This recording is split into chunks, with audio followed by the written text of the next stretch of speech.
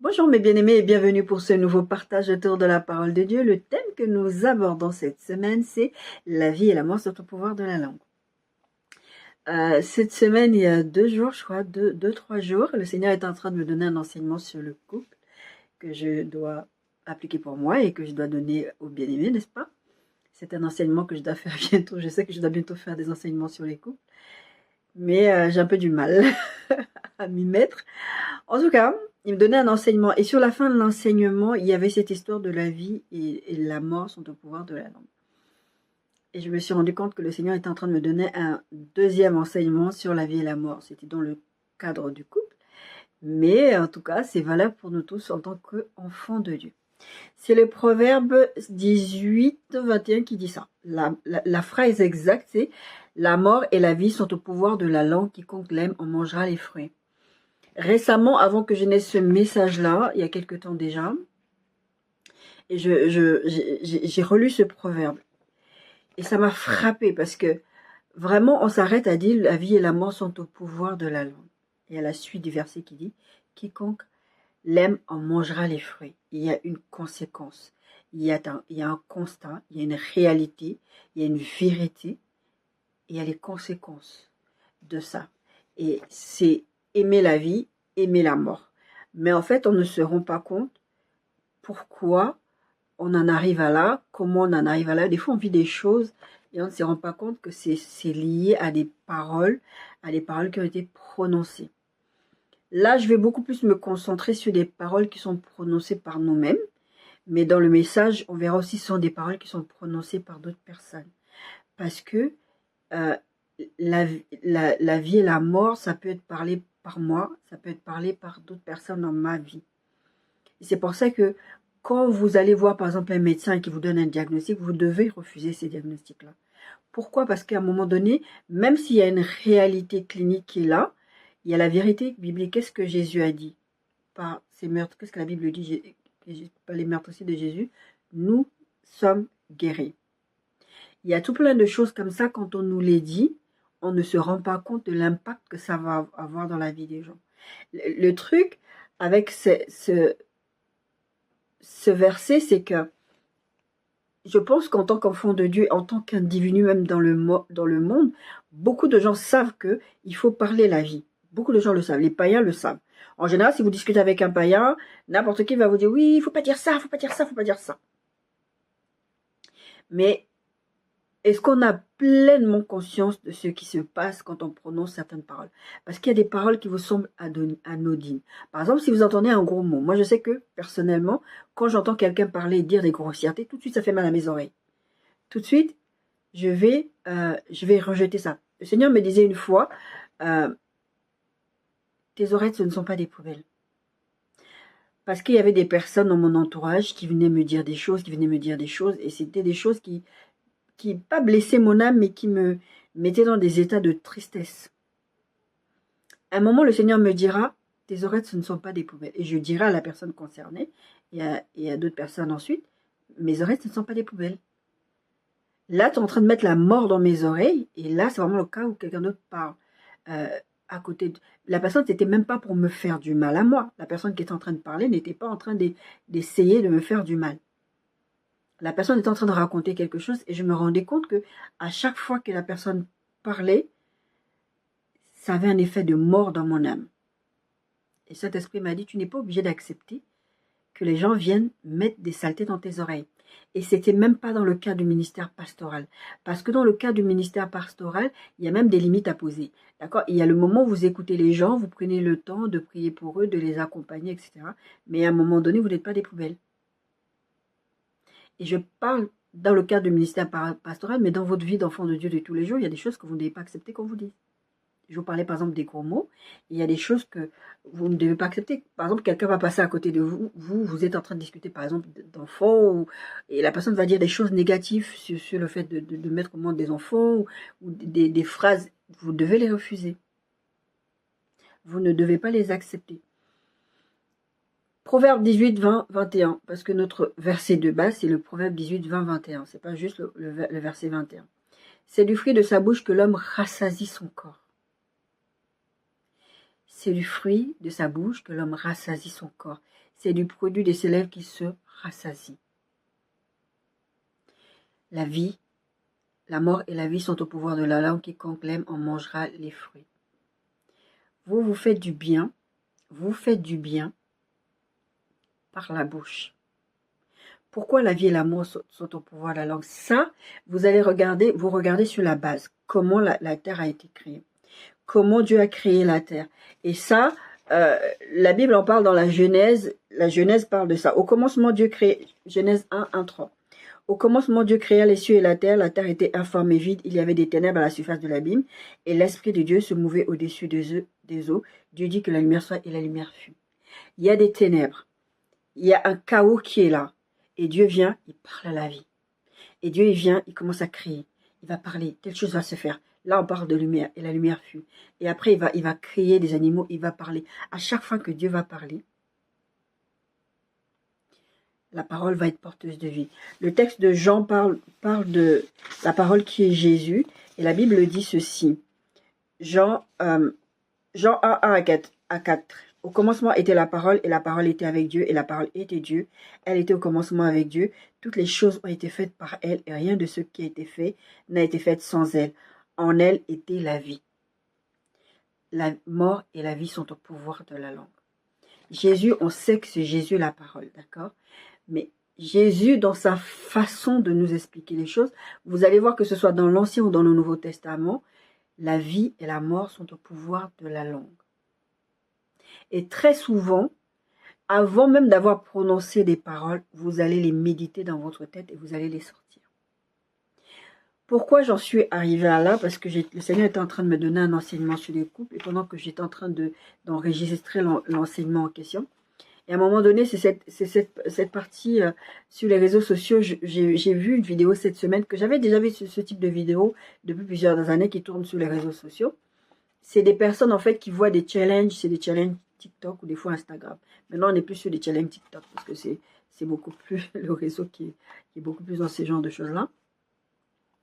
En tout cas, le challenge, c'était d'aller voir ton conjoint et demander à ton conjoint, si on divorçait, qu'est-ce que tu prendrais? Qu'est-ce que tu ferais? Enfin, il y a toujours une suite à la fin. Je ne retiens jamais la suite à la fin. Je retiens juste le comportement des hommes. La plupart des hommes répondaient, pardon, comment ça si on divorçait? C'est-à-dire que même s'ils voient leur compagne en train de rigoler derrière, même s'ils voient leur compagne en train de dire, ils voient bien que elle essaie de l'emmener quelque part, mais leur réflexe c'est de dire, ce mot divorce, on ne le prononce pas dans cette maison. On ne prononce pas ce mot-là. Parce qu'ils ont conscience que à partir du moment où tu prononces ces paroles-là vont être porteuses de vie. Ça va cheminer dans ta tête. Forcément. Ton âme va le prendre. Je vous dis très régulièrement, parlez à votre âme.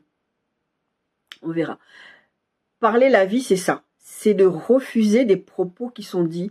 J'ai pris l'exemple de médecins, mais même dans ce genre de blague. Ah non, mais moi, si mon mari fait ci, je fais ça. Moi, si ma femme, elle se comporte comme ça, je divorce. Mon frère me posait la question il y a quelques années, il y a beaucoup d'années en arrière. Qu'est-ce qui va faire la différence entre toi qui vas te marier avec un chrétien et avec quelqu'un d'autre qui n'est pas chrétien? Et je lui disais, la différence, c'est que quand il va se passer quelque chose dans le couple, j'irai voir notre papa commun. Pourquoi? Parce qu'il y a des paroles qui sont prononcées, il y a des choses qui sont dites, il y a des comportements, pas que les comportements, mais en tout cas les mots. À un moment donné, je vais voir mon père. Quand il m'arrive quelque chose dans ma vie de tous les jours, que ce soit dans le cadre d'une relation amoureuse ou pas dans mes relations de tous les jours, je vais avoir toujours ce comportement-là, même à l'intérieur de moi, parce que il faut qu'en tant qu'enfant de Dieu, vous ayez conscience que le Saint-Esprit habite en vous et que le Saint-Esprit est là. De dire au Saint-Esprit, est-ce que tu entends ce qui est en train d'être dit? Le père de ma fille me dira un jour, change pas, tu es bien comme tu es, vraiment reste comme... Et j'ai dit, je refuse cette parole. Pourquoi? Parce que le Saint-Esprit est en train de me transformer de gloire en gloire, m'amener au caractère de Christ. Si tu me dis, tu es bien comme tu es, c'est que tu considères que j'ai atteint quelque part la perfection. Même si je sais que ce n'est pas tout à fait ce qu'il voulait dire. Que pour lui, j'étais déjà bien comme ça, ne change rien. On aime bien se dire ce genre de choses. Vous ne devez pas accepter ce genre de paroles parce que vous êtes des enfants de Dieu. La vie et la mort sont au pouvoir de la langue. Et pendant que je préparais ce message, il y a le parallèle avec Genèse 3 qui s'est fait. Vous savez, le serpent vient parler à Ève. Il va lui dire, est-ce qu'il va l'entraîner dans des paroles de mort. Mais elle ne va pas le comprendre comme ça, parce qu'il l'a piégé pour l'emmener. Vous savez, quand vous voulez amener quelqu'un à adhérer à vos idées, adhérer à votre... il y a eu par exemple un conflit, vous voulez que la personne soit de votre côté, vous allez dire certaines choses pour que cette personne soit de votre côté. Vous allez avoir une certaine attitude, avoir certains propos qui vont faire que la personne va être de votre côté. Et le serpent, c'est ce qu'il fait. Il arrive déjà avec un agenda pour dire, selon ce qu'elle va dire, parce qu'il ne connaît pas le futur, il ne sait pas ce qui se passe dans votre tête, il ne lit pas dans vos pensées, d'accord? Selon ce qu'elle va dire, c'est les premiers êtres humains, donc il n'a pas ce côté où j'ai quand même des milliers d'années comme aujourd'hui avec nous, je connais la nature humaine, donc voilà, c'est selon ce qu'elle va répondre que lui, il va réagir. Le serpent, la Bible dit que le Satan était le plus rusé. Il vient avec de la malice, il vient avec une idée derrière la tête, comme je vous ai dit, il vient avec un agenda. Il vient et dit, est-ce que Dieu a-t-il réellement dit, vous ne mangerez pas de tous les arbres du jardin? La Bible dit, quand vous regardez, quand Dieu leur donne l'ordre, il va leur dire, vous mangerez tous les fruits des arbres du jardin, sauf. Lui vient déjà avec une parole de mort, dire, est-ce qu'il a dit, vous ne pouvez pas manger tout? Ève, au lieu de corriger, disant, non, non, c'est pas ce que Dieu a dit. Dieu a dit, on peut manger tout, sauf. Elle va corriger, mais déjà avec une idée de mort derrière, avec un mensonge derrière. La femme répondit au serpent, verset 2, Genèse 3, 2, nous mangeons du fruit des arbres du jardin. Elle n'a pas dit tout. Mais quant au fruit, vous voyez déjà comment elle prononce sa phrase, quant au fruit de l'arbre qui est au milieu du jardin, Dieu a dit, vous n'en mangerez point et vous n'y toucherez point de peur que vous n'en mouriez. Il y a déjà une introduction d'une notion de peur que Dieu n'a jamais dite. Dieu n'est jamais venu leur dire, si vous mangez, vous risquez. Vous risquez de mourir. C'est ça que ça veut dire, de peur. Vous risquez. Dieu a dit, non, non, vous allez. Certainement, vous allez mourir. C'est ce que Dieu leur dit. Il y a déjà des paroles qui sont déformées. Ce sont déjà des paroles de mort. Et Ève, elle a déjà elle-même produit du fruit de la mort par sa bouche. Adam aussi, puisque Adam était... Je vous signale juste que, pour ceux qui ne s'en rendent pas compte, moi, quand je lisais ce texte, je pensais au tout début, mais ça c'est quand j'étais adolescente, qu'Adam n'était pas loin. Et qu'Adam était vraiment parti, je sais pas, faire pipi ou je sais pas trop quoi. Mais Adam était à côté d'elle. La Bible précise qu'ils étaient là ensemble. Quand le serpent parlait, Adam était là. Adam, à aucun moment, il dit au serpent, mais pourquoi tu parles de ma femme, tout ça, tout ça. Adam était là, d'accord? Et le serpent vient distordre ce que Dieu a dit. Il vient déjà parler la mort, pour les emmener à faire quelque chose, pour les emmener à la mort. La mort physique, la mort spirituelle. Parce que l'être humain n'était pas censé mourir à la base. L'être humain n'était pas censé avoir des maladies à la base. L'être humain n'était pas censé vivre certaines choses. C'était pas... Jésus dira, au commencement, il n'en était pas ainsi. Parler de mariage, mais vous devez comprendre que toutes les choses de Dieu, au commencement, il n'en était pas ainsi. C'est pas ça que Dieu voulait. Si vous mettez à faire des choses, si vous mettez à vivre certaines choses, ce n'était pas la volonté de Dieu. La volonté de Dieu n'est pas que l'homme soit malade. Dieu l'a prévu, ce point de salut. Pourquoi? Parce que l'homme, il sait que l'homme allait le faire, mais ce n'était pas ça sa volonté. C'est la même façon que vous allez vous marier avec des gens, vous allez vivre avec certaines personnes, vous allez croire que Dieu est avec vous, mais Dieu n'est jamais d'accord avec vous. Mais c'est parce que vous avez pris une décision à un moment sans consulter Dieu, vous y êtes, Dieu vous laisse faire parce que c'est votre libre choix, c'est votre libre... Vous n'allez pas pleinement vivre ce que Dieu a prévu pour vous. Et vous ne comprenez pas les défis que vous avez. Déjà, la vie en elle-même, c'est une vie de défis. Nous vivons une vie de défis, d'attaques, de beaucoup de choses que nous vivons dans notre quotidien. On n'a pas besoin d'en rajouter. D'accord? Puisque Ève a déjà parlé la mort, le serpent est venu lui faire croire que non, c'est pas la mort que tu es en train de parler. Dieu sait que... Parce que le serpent dit, mais Dieu sait que... C'est faux, vous ne mourrez pas. Mais Dieu sait que... Le jour où vous en mangerez, verset 5, vos yeux s'ouvriront et que vous serez comme des dieux connaissant le bien et le mal. la mort était déjà rentrée à ce moment-là. Et eux, ils ont mangé, et la Bible dit qu'elle va voir que l'arbre est bon à manger et agréable à la vue, et qu'il était précieux pour ouvrir l'intelligence. Elle ne l'a même pas encore mangé. Elle a déjà acquis la mort dans sa façon de, je vous disais tout à l'heure, de penser. Il y a quelque chose qui se passe, c'est pour ça que Jésus disait que l'adultère commence déjà dans ta tête. Ce n'est pas le fait que tu consommes. Pour Dieu, le fait que tu le penses va faire en sorte que tu vas le manifester. Parce que tu vas le dire à un moment donné. Elle a pensé des choses et elle a commencé à le dire et à le manifester. Et à voir que maintenant c'est bon. Maintenant c'est agréable. Pendant tout le temps, je ne sais pas combien de temps Dieu les avait laissés là avant qu'ils touchent, parce que la Bible ne l'exprime pas, la Bible ne le dit pas. J'ai pas l'impression que c'était tout de suite après la création que ça s'est passé. Parce qu'on nous parle de la création, on a l'impression que tout arrive tout de suite s'enchaîner. Ça, on n'en sait rien. Possible que oui, possible que non. Moi, j'ai plutôt l'impression qu'ils ont quand même eu le temps de cultiver, de dominer, d'assujettir et de vivre des choses avant que ces choses-là ne se passent. D'accord? Et maintenant, l'arbre était là, les deux arbres, parce que n'oubliez pas qu'il y avait l'arbre de la connaissance du bien et du mal. Et d'ailleurs, le serpent pourquoi le serpent les amène vers l'arbre de la connaissance du bien et du mal en premier? D'accord? Il ne la ramène pas sur l'arbre de la vie et de la mort, parce qu'il y avait deux arbres, au cas où vous ne le sauriez pas ou que vous auriez oublié. Il y avait l'arbre de la connaissance et il y avait l'arbre de la vie. Donc, c'est pour ça qu'à un moment donné, quand Dieu va les chasser du jardin, il va dire non, on va les chasser avant qu'ils commencent à manger cet arbre-là. Comme ça, après, ils ne mourront plus. Non. On va les chasser. Il y avait ces deux-là que Dieu leur avait interdit. Mais Satan va les ramener vers l'arbre qui va les amener à la mort. Et je vous avais fait ce message, tout début de ma chaîne où je vous expliquais que quand Dieu nous interdit des choses, c'est pour nous protéger. Dieu a interdit à Adam et Ève de manger le fruit de l'arbre de la connaissance du bien et du mal pour les protéger, parce que maintenant, ils avaient une responsabilité, c'est pour ça que Dieu les a maudits. Ils prenaient une responsabilité qui n'était pas la leur. Jusqu'à présent, là, c'était Dieu qui leur disait « fais ça, fais ci, fais ça ». C'est pour ça que quand nous rentrons dans la nouvelle naissance, quand Dieu nous parle, nous devons obéir. On a parlé récemment d'obéissance. Nous devons obéir parce que Dieu, lui, il sait ce qu'il dit. Il parle la vie. Il sait ce qui t'attend dans ton futur. Je vous ai parlé du fait que Dieu vous précède.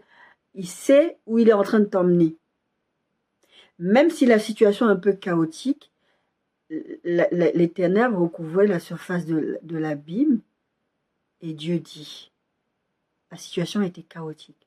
Mais Dieu dit, Dieu vient parler la vie dans une situation chaotique. À partir du moment où Dieu vient parler la vie dans ta situation, tu ne dois pas accepter que quelqu'un d'autre te dise quelque chose. Et bien aimé, les mots ont un impact. Que nous en rendions compte ou pas, les mots ont un impact. Et quand je parle des mots, les mots qu'on prononce, comme j'ai dit, ça commence par la pensée. Vous savez que dans l'exercice des dons spirituels, je vous avais dit une fois quand je vous ai prêché sur le fait que Dieu n'exauce pas vos prières, c'est pas les intentions. Quand je vous l'ai dit, Jésus c'est la parole. Et la parole nous dit, à un moment donné, c'est vrai quand on parle de Jésus, on ne parle pas de lui en termes de parole, on ne dit pas, oh Jésus est la parole. Bon, c'est ce qu'il est. Il nous dit, c'est pas seulement ce que vous dites qui a de l'impact, c'est ce que vous pensez, et ce que vous pensez va engendrer une action. Et il dit, en fait, ce que tu ressens à un moment donné, ça va se manifester. Et par rapport aux dons spirituels, je vous avais dit, les intentions sont importantes. Vous n'êtes pas exaucé parce que vous voulez, par exemple, exercer dans le ministère avec des mauvaises intentions. Vous ne produisez pas des fruits parce que vous avez des mauvaises intentions. Dieu tient compte de ça. Si dans l'exercice des choses de Dieu, vous parlez la mort, ça c'est aussi parler la mort, avoir des intentions malsaines, vous êtes en train vous allez produire la mort, vous en mangerez les fruits. Le proverbe 18-21 dit, quiconque l'aime en mangera les fruits. Les mots ont un impact, les mots parlés ont un impact. Mais malheureusement, vous n'allez pas parler juste pour parler. Vous allez le produire dans votre tête et vous allez les parler. Moi, J'ai un truc, je sais pas si beaucoup de gens sont comme ça. Des fois, vous allez discuter avec moi, ou on va être là, c'est plutôt quand on est là, parce que quand on discute, c'est encore autre chose, encore que, bon, ça m'est déjà aussi arrivé plusieurs fois.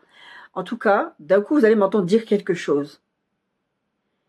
Et j'explique souvent aux gens, ce que je dis, je ne le dis pas, parce que tout de suite, je l'ai pensé, je l'ai dit. En fait, j'ai une réflexion qui a commencé dans ma tête, et je suis en train de dire des choses, il y a tout un dialogue dans ma tête, et à un moment, vous allez m'entendre dire quelque chose qui n'a rien à voir avec ce qui est en train de se passer, qui n'a rien à voir avec l'environnement, qui n'a rien à voir avec la conversation qu'on est en train d'avoir.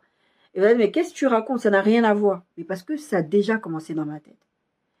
Ça a un impact déjà dans mon cœur. C'est pour ça que la Bible dit, garde ton cœur, je ne l'ai pas mis dans mes versets, garde ton cœur plus que tout, parce que de ton cœur jaillissent les sources de la vie. C'est ce que la Bible dit.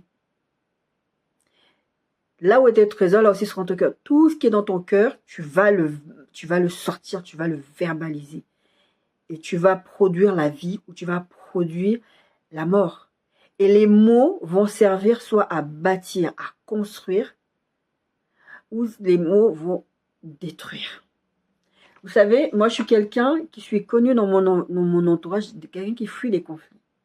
Les gens n'ont jamais compris pourquoi je fuis les conflits. Je fuis les conflits parce que à la base, c'était des traumas d'enfance.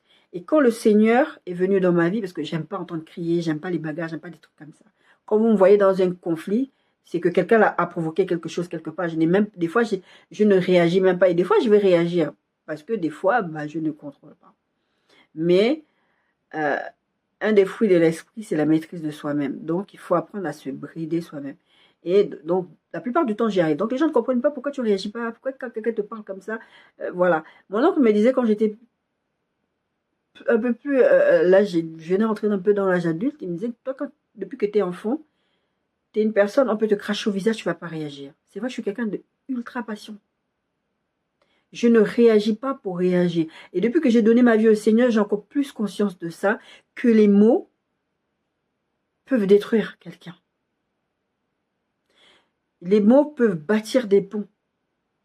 Les mots peuvent construire quelqu'un, peuvent soulager quelqu'un. Et le Seigneur m'a souvent utilisé comme ça. Je marche dans la rue et d'un coup, je marche avec d'autres personnes, on est tous ensemble et personne ne se rend compte. Je vais me rendre compte qu'une personne n'est pas bien là en souffrance. Je vais aller parler avec cette personne, je vais encourager cette personne et je vais lui donner des paroles d'encouragement. Dieu m'a souvent utilisé comme ça.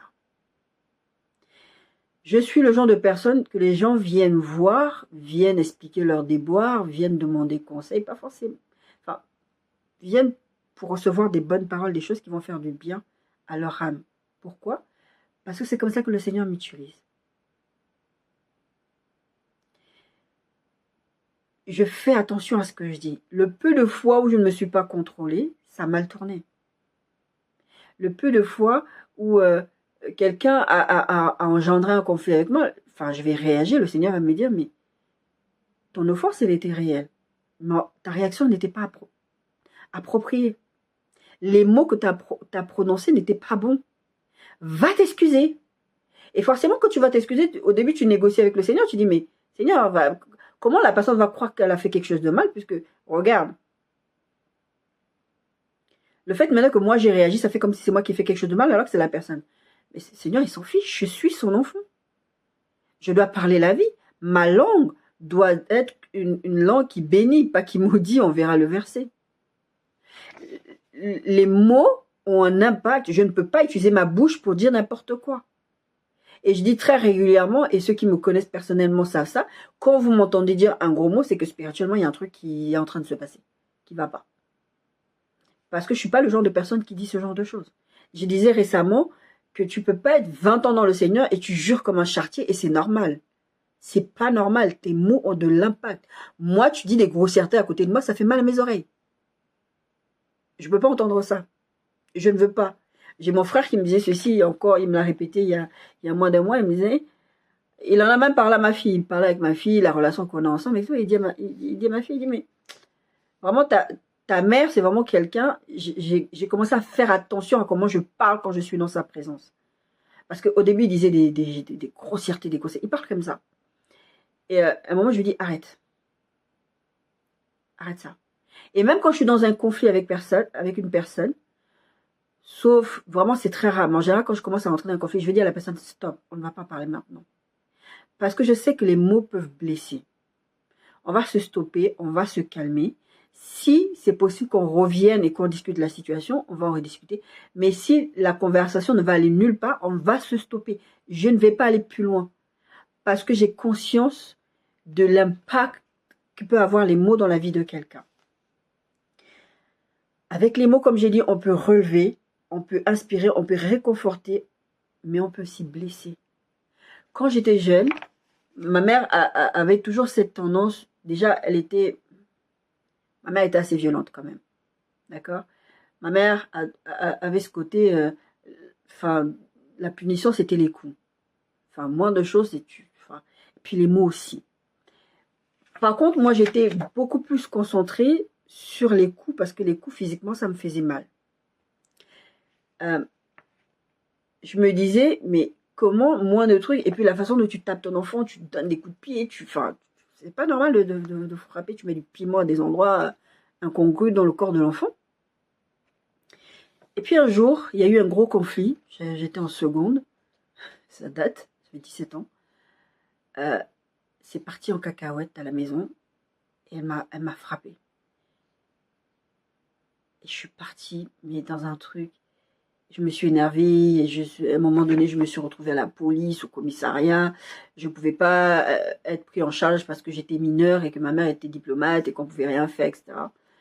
Et ma mère, à ce moment-là, elle commence à mettre des menaces sur moi. Je vais te renvoyer au pays, je vais faire ci parce que tu es insolente, etc. J'étais pas ce genre d'enfant. J'étais le genre d'enfant, quand tu me vois réagir, c'est que je suis arrivée à bout. Mais sinon, la plupart du temps, je dis pas, je réagis pas, je préfère vous laisser. Je racontais ça à ma soeur, je crois, moi, ma fille, je disais, une fois au collège, je sais plus dans quelle classe j'étais, mais j'étais au collège, une fille, elle m'a giflé pour je ne sais plus trop quoi. J'ai pas réagi. Quand tu me vois comme ça, tu as l'impression que c'est parce que, oh, elle a peur, elle veut pas. Non, parce que je me connaissais à l'époque. Je savais que si je répondais par la violence, j'allais très loin dans la violence. Parce que j'avais beaucoup de colère en moi. Et donc, ma mère avait ce genre de comportement avec moi, et puis, cette fois-là, quand il y a eu ce conflit-là, elle était en train de me donner toutes ces menaces, me dit, tu sais, je vais te frapper, tu vas voir, je vais te frapper. Et ce jour-là, j'étais tellement excédée devant la police, j'ai dit, si tu lèves encore la main sur moi, je te rendrai coup pour coup. J'avais 17 ans, je te rendrai coup pour coup. Des gens d'origine africaine, vous allez dire, oh, comment tu peux parler comme ça à ton parent? Non, vous ne savez pas ce que les gens vivent behind closed door, donc ne parlez pas des choses que vous ne maîtrisez pas. Je ne suis pas là pour exposer ma mère, mais c'est une réalité, ça fait partie de mon témoignage. D'accord? C'est pas pour dire du mal d'elle, c'est une réalité. Je dis, chaque fois que tu me donneras un coup, je te rendrai les coups. Chaque fois que tu me... coup pour coup, je rendrai. Je ne peux plus accepter que tu me frappes de cette façon. Ma mère a arrêté. Elle n'a plus jamais, c'était la dernière fois que ma mère avait levé la main sur moi. Par contre, les mots, c'est là que j'ai réalisé, parce que elle disait déjà des mots, parce qu'il y a des mots aujourd'hui, si je vous raconte, si je vous donne mon témoignage, il y a des choses que ma mère m'a dit précisément. J'étais très très jeune, je les ai encore jusqu'à maintenant. C'est juste que je n'en avais pas, je n'avais pas réalisé l'impact que ça avait eu dans ma vie. C'est pour ça que vous avez l'impression que les gens ne vous ont pas pardonné, les gens ceci, mais c'est parce que les mots ont un impact dans la vie des gens. Et à partir du moment où elle a commencé à prononcer des mots, j'étais traumatisée des propos qu'elle tenait. Et ça a provoqué des blessures émotionnelles chez moi. Le père de ma fille disait ceci, parce que sa sœur avait eu des propos vis-à-vis de moi et vis-à-vis de sa fille. Et quand on s'est réconciliés, on a recommencé à parler, à essayer d'avoir une relation la plus saine possible, déjà pour notre fille.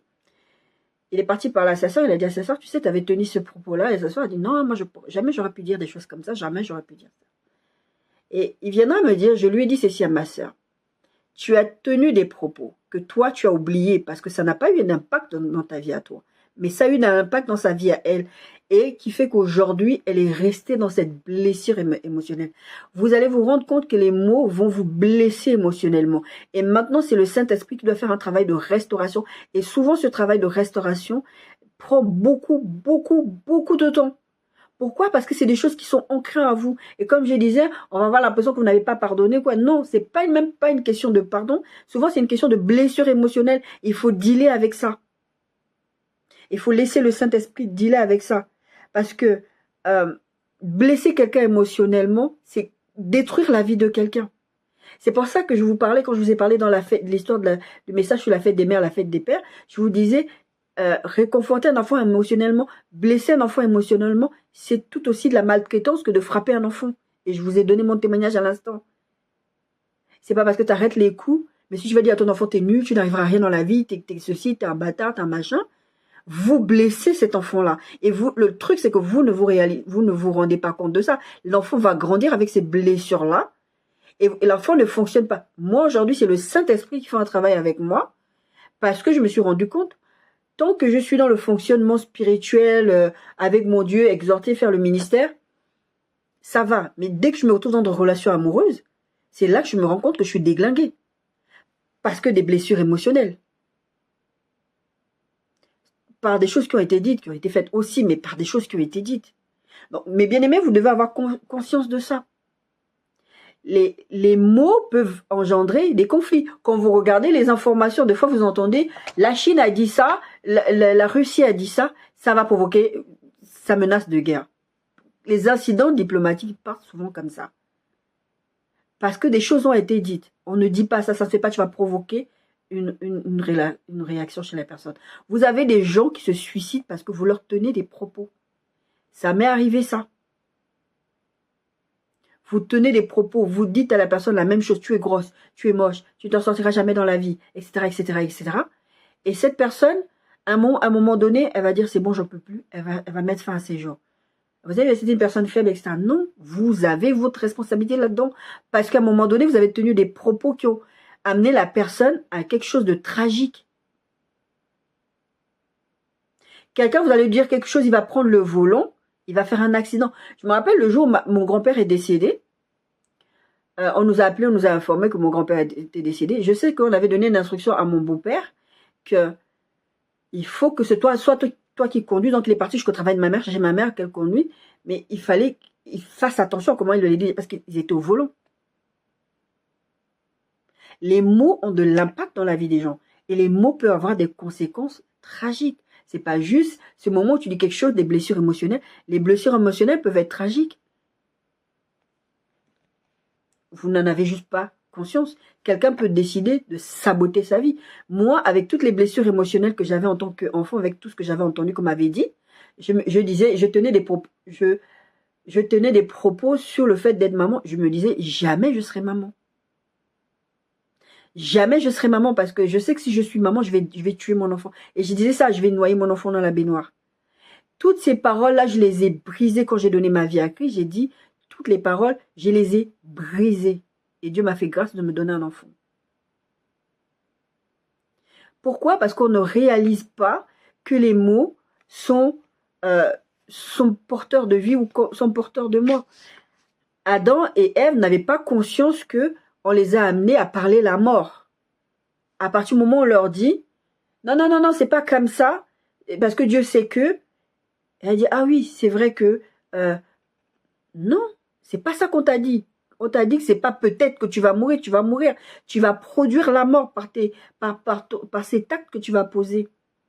Et la Bible ne se contredit pas. À partir du moment où tu vas commencer à t'approcher de quelque chose qui va produire la mort, tu vas en manger les fruits.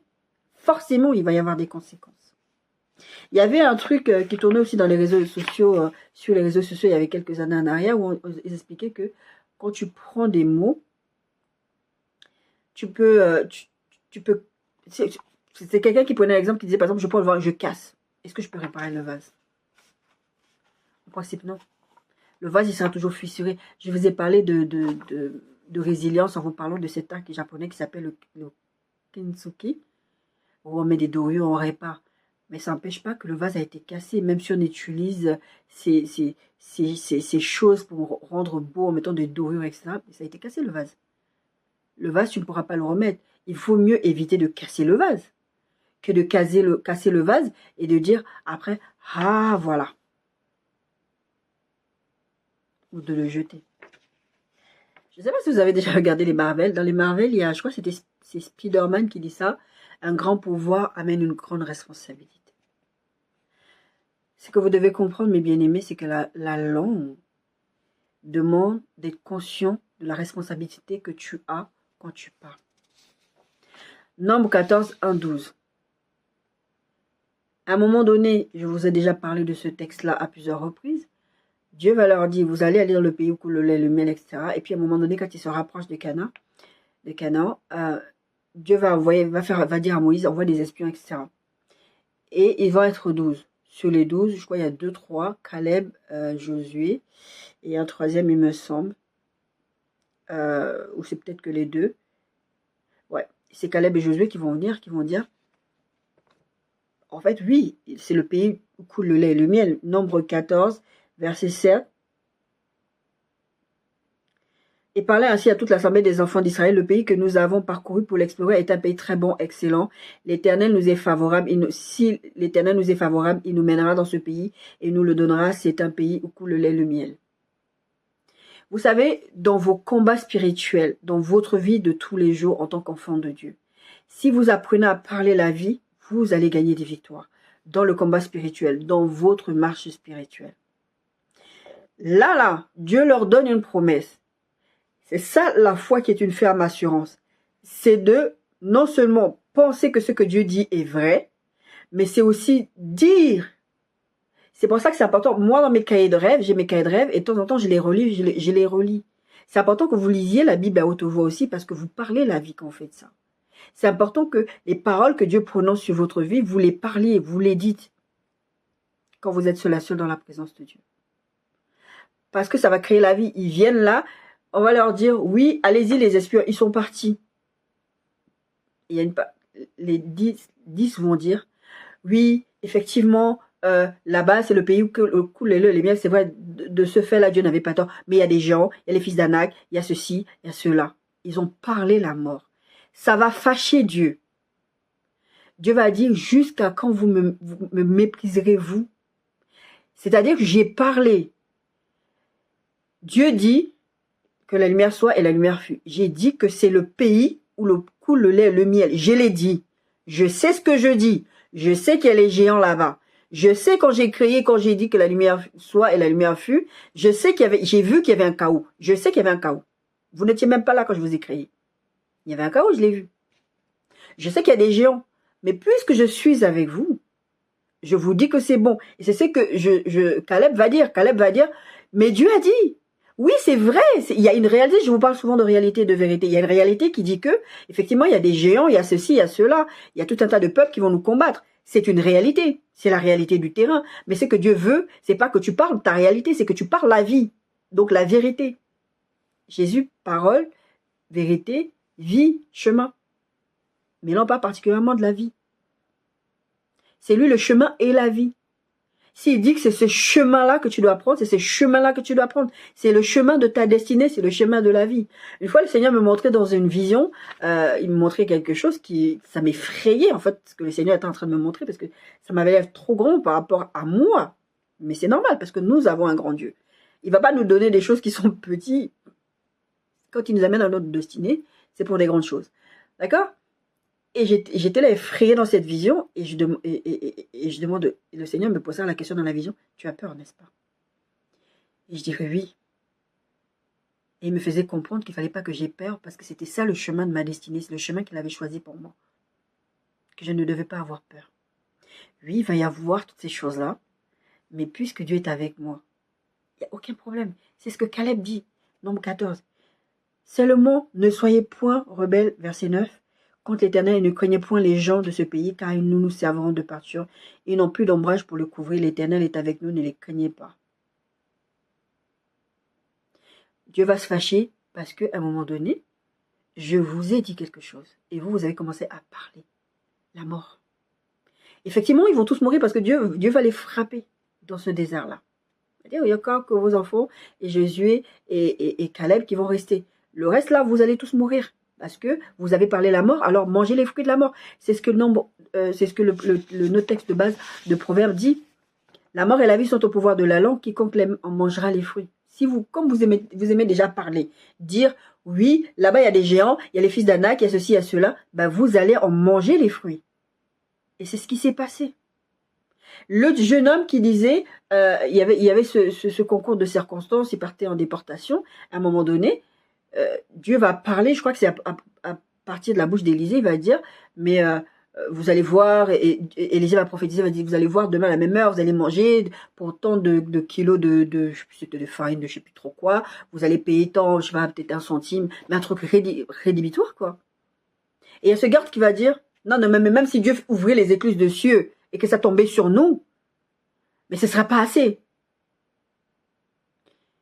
Élisée va répondre, oui, ça va se passer, mais toi, tu n'en mangeras pas les fruits. Vous ratez des bénédictions, vous ratez des circonstances parce que vous avez parlé la mort. Psaume 103, 1 à 5. Mon âme bénit l'Éternel, que tout ce qui est en moi bénisse son saint nom. Mon âme bénit l'Éternel et n'oublie aucun de ses bienfaits. C'est lui qui pardonne toutes tes iniquités. Vous savez, parler à son âme, je dis souvent, parler à votre âme. Mon âme bénit l'Éternel. Il y a l'autre psaume qui dit, pourquoi t'as battu mon âme, c'est psaume 42, 5. Il dit, mais pourquoi t'as battu mon âme et j'ai mis Dieu dedans de moi? Espère en Dieu, car je l'aurai encore. David, quand il parle comme ça, il est dans une situation compliquée. Mais il veut parler la vie. Et quand je vous dis souvent parler à votre âme, c'est vraiment d'imposer à votre âme la louange. Dieu siège au milieu des louanges de son peuple. La louange à Dieu, de dire que ma situation ne compte pas, c'est que Dieu, je vais parler la vie. Je vais dire à mon âme de se soumettre à la volonté de Dieu, de se soumettre à la vie. Parce que quand je dis à mon âme de bénir l'Éternel, mon âme va être en joie, je vais tressaillir de joie. Vous savez, quand Jésus et Jean-Baptiste étaient dans les ventres respectifs de leur mère, ils ont tressailli comme ça parce qu'ils étaient, c'était un sentiment de joie. C'était la joie. Parlez à votre âme. Quand vous sentez des choses monter, la maladie, ceci, cela, tout ce qui se passe, que les médecins vont vous dire, parlez la vie. Ça ne veut pas dire, quand je dis ça, ça ne veut pas dire soyez dans le déni quand vous donne des diagnostics, etc. C'est pas ça que je dis. Mais vous ne devez pas, ça ne doit pas être partie de votre vocabulaire. Joyce Meyer, il y a 20 ans en arrière? Non. Un peu moins de 20 ans, on va dire. Et un jour, comme ça, elle a prêché, elle disait, faut faire attention à ce que vous dites. Et elle disait, des fois, vous prononcez des paroles de votre bouche qui sont des paroles de moi, etc. Et je me rappelle, elle parlait d'argent. En tout cas, moi, dès que j'avais écouté son message avec ma fille, on avait changé. Oui, c'était même pas 20 ans, c'était beaucoup moins que ça, c'était peut-être 15 ans en arrière. Oui, c'était 15 ans en arrière. Parce qu'à l'époque, ma fille, elle était déjà en âge de bien parler. Et en discutant avec ma fille, j'ai dit à ma fille, on va changer notre façon de faire. Vous savez, les gens en général, quand vous n'avez pas d'argent, vous avez tendance à dire, oh, je suis pauvre, j'ai pas d'argent. On a changé notre langage. Et ça, je l'ai enseigné à tous les gens autour de moi. On a changé, on a commencé à dire, je n'ai pas le budget pour. C'est différent que de dire que tu es pauvre. Parce que tu parles la mort. Quand tu dis que tu n'as pas le budget pour, c'est que c'est une situation temporaire. Tu n'es pas en train de parler la mort. Quand tu dis que tu es pauvre, c'est que tu te mets dans une situation définitive. Et moi, je disais ceci avant de déménager en Bretagne. Je parlais avec souvent des gens qui n'étaient pas forcément même chrétiens. On parlait de l'environnement où on était à Villiers-le-Bel. Et je disais, le problème des gens, c'est ils sont pauvres intellectuellement, pauvres socialement, pauvres spirituellement, etc. C'est-à-dire que vous parlez, quand je disais ça, c'est vraiment le sens où vous vous mettez des limitations. Vous vous mettez des limitations. Il y a plein de gens qui ont envie de voyager, qui ont envie de faire des choses que même Dieu met à cœur. Ils ne le font pas parce qu'ils ont peur. Ils veulent pas, ils se mettent des limites. C'est une espèce de pauvreté de faire ça. La seule personne qui peut vous empêcher de faire quelque chose, c'est Dieu, si Dieu vous le dit, et c'est vous-même. Moi, ma fille, quand elle me dit, je veux faire telles études, je veux faire telles... Je dis, ma fille, tu peux faire ce que tu veux, mais il faut que tu te donnes les moyens de ça. Tu peux faire ce que tu veux. Si tu veux faire ça, tu peux le faire. Je ne vais pas lui dire d'aller faire n'importe quoi, parce que, après, vous connaissez quelles sont vos forces, quelles sont vos faiblesses. Mais parlez la vie. David est dans cette situation, il va dire à son âme, je vous dis souvent, parlez à votre âme. Parlez la vie à votre âme. Vous savez, j'étais dans une... Quand j'étais dans mes périodes, je vous ai dit, je recommence doucement, doucement. Mais j'étais vraiment dans ces périodes où, pendant des années, c'était 3 jours par semaine, je faisais mes jeûnes, etc. Et le Saint-Esprit me donnait des enseignements là-dessus. Par exemple, Une fois, j'étais comme ça. Quand vous allez commencer à prier, votre âme va parler. Vous avez l'impression des fois que vous vivez avec 3 entités en vous. Parce que vous êtes esprit qui habitait dans un corps et qui avait une âme. Donc votre corps a des choses qu'elle exprime. Votre esprit qui est le vrai vous, c'est celui-là qui est régénéré quand vous donnez votre vie à Christ. C'est là-dedans que c'est dans votre esprit que le Saint-Esprit habite. C'est pour ça que des fois vous avez des pensées, vous dites ah ça ne peut pas venir de moi ça. Et moi des fois quand je prêche ou quand je dis des choses, quand je réécoute, je dis mais ça effectivement ça peut pas venir de moi. Donc je vivais ces choses et à un moment donné, quand vous commencez à prier, vous avez des voix. C'est votre âme qui vous parle.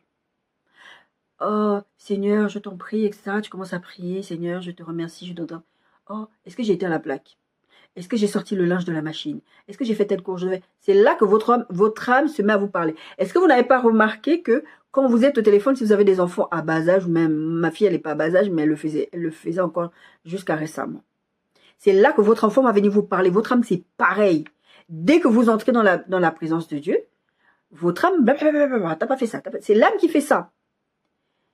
Et moi, ça m'énervait parce que là, le Saint-Esprit, c'était à cette période-là que le Saint-Esprit me donnait des enseignements sur l'âme. Et je commençais à dire, mon âme, tais-toi. Une fois, j'ai dit à mon âme, mais tais-toi, tu vois pas que j'essaie de parler au papa, à papa.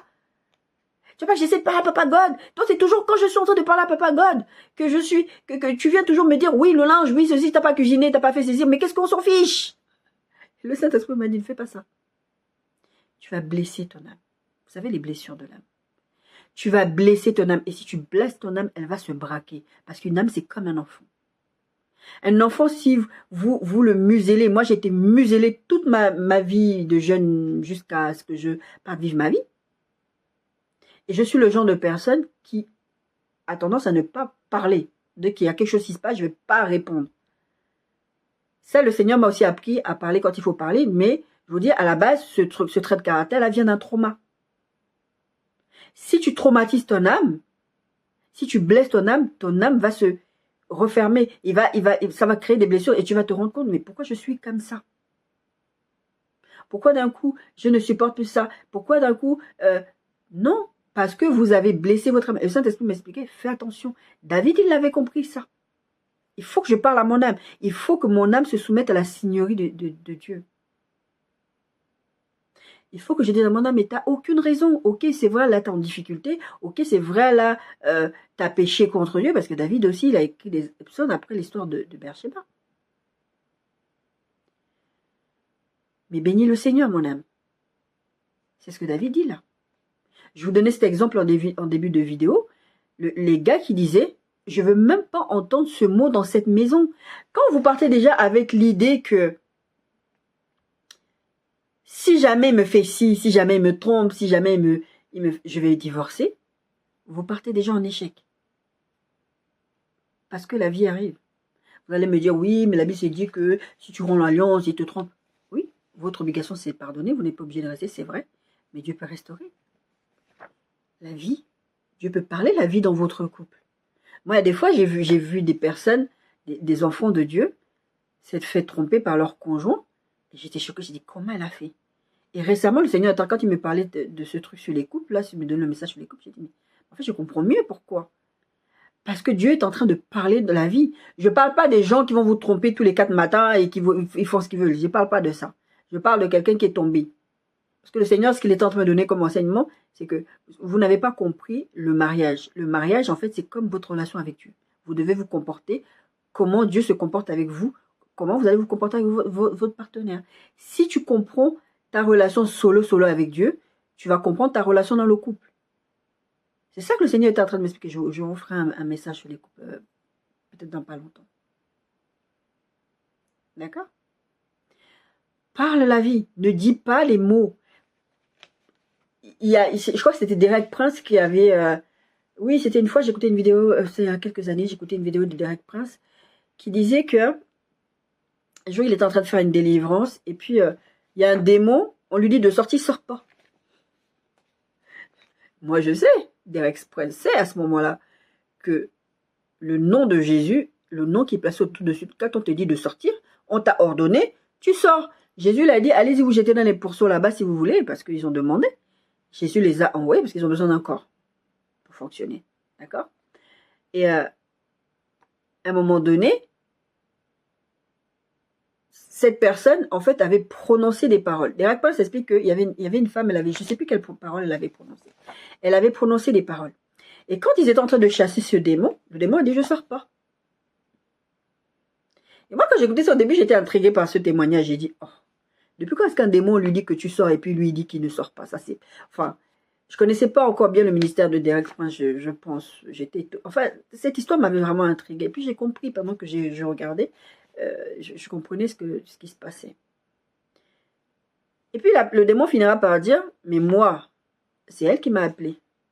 Et comment ce démon était rentré dans cette femme? Parce qu'elle avait prononcé des paroles. Parce qu'elle avait dit des choses, parce qu'elle avait dit, je ne sais plus qu'est-ce qu'elle avait dit, ça fait que, le démon, il a dit, c'est elle qui m'a invité, moi je ne pars pas si elle ne renonce pas. C'est à elle de renoncer. Donc tu peux chasser. Des fois, vous chassez des démons, mais les démons, ils ne partent pas, mais le démon, il ne part pas parce qu'il ne veut pas obéir, parce qu'il ne peut pas obéir, mais parce qu'à un moment, vous devez renoncer.